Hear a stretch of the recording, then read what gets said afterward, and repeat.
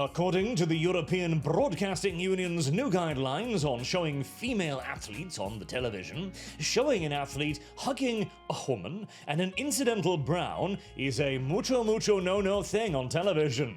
I mean, think of the children. What would they think if they saw that on national news? Actually, I don't know what they'd think if they saw that on national news. I have no idea why that's a no-no thing, and frankly, were I to speculate, I'd wake up with one of those wonderful flashing red warning lights on my YouTube channel the next morning, so let's not go in that direction. But, I mean, worst of these, I mean, I can kind of see that one. It's got thigh in it. That's dangerous, right?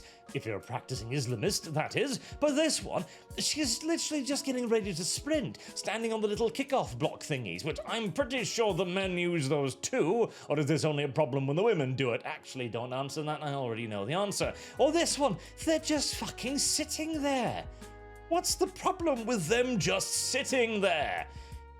I mean, there are many and varied fetishes out there, but I'd be shocked if that was one of them. And hey, this entire gosh darn document reads like a very long and very complicated joke.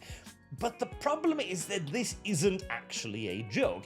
This is an official 23-page document produced at, I guarantee you, hundreds of thousands of euros expense, titled Raising the Bar: Guidelines for Respectful Media Coverage in Women's Athletics. Ah, yes. Because this is no doubt a primary concern for a massive multinational entity. Absolutely. And it's why? It's because of sexism. It's because people sexualize the female athletes. And by the way, I do want to know which one of you degenerate little bastards managed to convince the European Union that you crank your hog to female sports. Because on the one hand, funny, I'm not going to say differently, but on the other, they're going to be really weird about this. They're going to be really fucking weird about this, as demonstrated by the 20-page document. Listen. You can't tell a joke to the Union, alright? They're going to take it seriously. And in this case, Glenn Killane here, it's always the Irish, isn't it, decided to take it very seriously. And okay, alright. This is all about sexualization and compromising angles. Now, I, not being Irish, cannot possibly even begin to fathom, much less so imagine, the sheer dark depths of depravity hiding behind those soulless little Irish eyes. But I'm just saying that there was a wonderful example here. Where was it? Ew, no. Ah, that's the one. This one here. A compromising image. A compromising image. If you get sexual thoughts from that, oh boy, you are a risk to society, and probably you should be put inside of a very small padded cell, presumably no wider than your shoulders, because otherwise you will fucking hurt yourself and society at large, because Jesus Christ. Why, okay, listen. If that is a compromising angle, if that is a compromising image, I've got bad news for you. Your entire fucking sport is a compromising image. Okay, the athlete in question here, I'm sure she's a lovely pole vaulter, which seems oddly dirty now that I say it, but look at her. Listen, I'm not trying to slut-shame anybody, okay? But the woman is wearing panties shoved so far up her own crotch, it is a wonder we do not all hear loud queefing noises as she passes by, okay? This in and of itself is a compromising image according to the standards of the European Broadcasting Union. And again, normal people just think, well, okay, this is a high competition sport. They're taking any and every advantage, such as leaving their legs as free as possible to do the jumpy bit and kicky bit and whatever they do in pole jumping. I don't fucking know. I'm not homosexual. But a very, very twisted individual might look at that and go, well, somebody out there's gonna jerk off to that, and I'm here to stop them. Fucking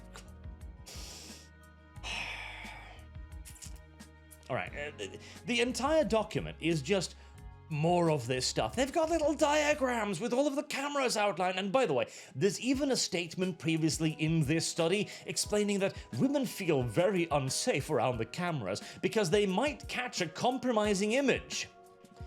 This woman is worried that one of the cameras might catch a compromising image. Yet again, I am sorry, I do not mean slut shame here, as I am sure there is a very, in fact I really am sure, there's a very good reason for the outfit. However, this sounds to me an awful lot like an OnlyFans person worried about the camera catching them at an inopportune angle here. They even have little explanations like, look, if she's running, that's fine. The jumping part, that's okay too. But if you show her jumping over the pole thingy, my God, somebody might be flashed some tummy there. But that's...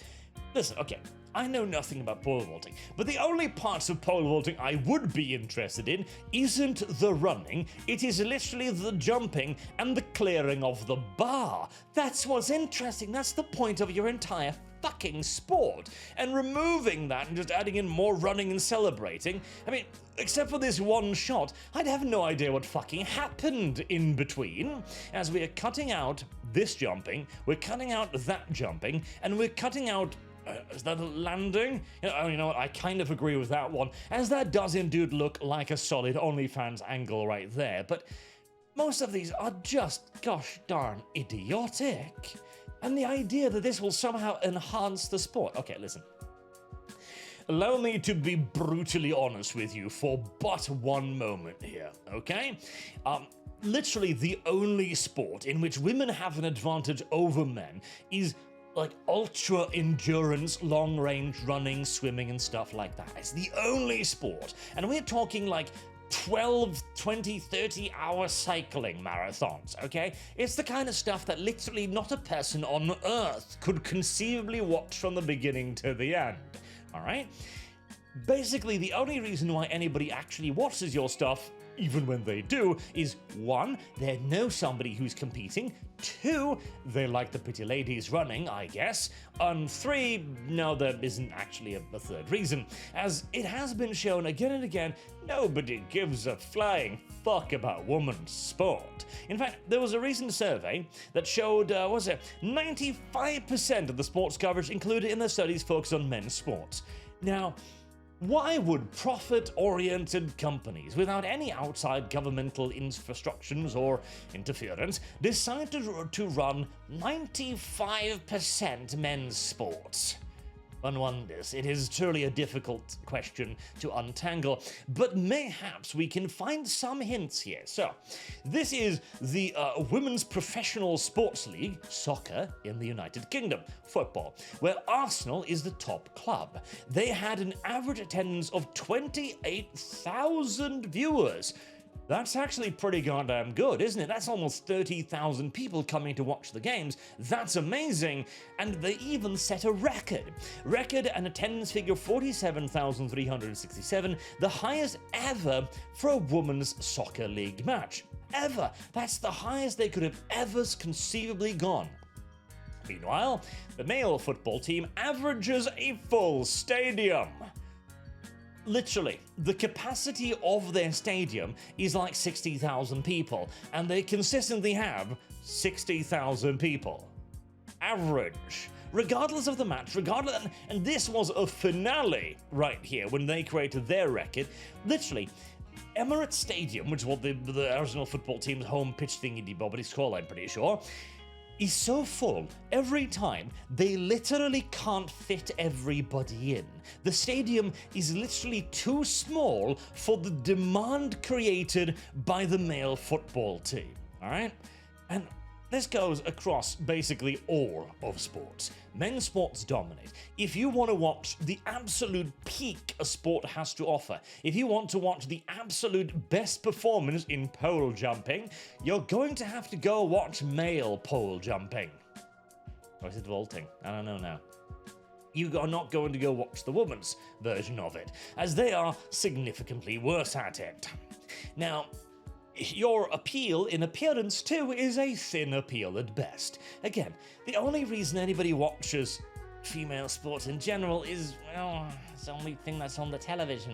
Well, they feel guilty about it. Unironically, feeling guilty about it. In fact, that recent study I talked about basically equates this. Oh, there we go. Our analysis shows men's sports are the appetizer, the main course, and the dessert. And if there's any mention of women's sport, it comes across as begrudging, eat your vegetables. Correct. Like, women's sport are the thing you watch because you're like, oh god, well, I'm being told I need to support women's sports now.